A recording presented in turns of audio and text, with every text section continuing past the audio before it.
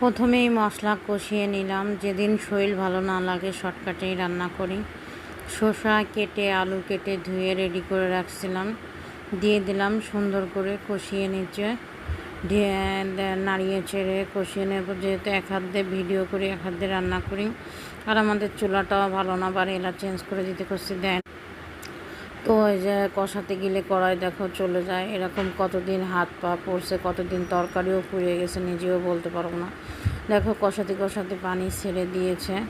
এই পর্যায়ে আমি আমার আন্দাজ মতন পানি দিলাম। শসা যেহেতু লাত তরকারির মতনই নরম, তাড়াতাড়ি হয়ে যায়, আমি একটু বড় বড় করেই কেটে নিই।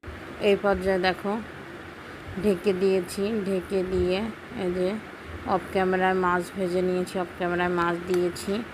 আর এখন ঢেকে রান্না করে নিয়েছি। আমার শসার তরকারি হয়ে গেছে। জিরের গুঁড়া দিয়ে নামিয়ে নেব। আসলে লবণ চাকা লাগে না, তারপরেও মাঝে মাঝে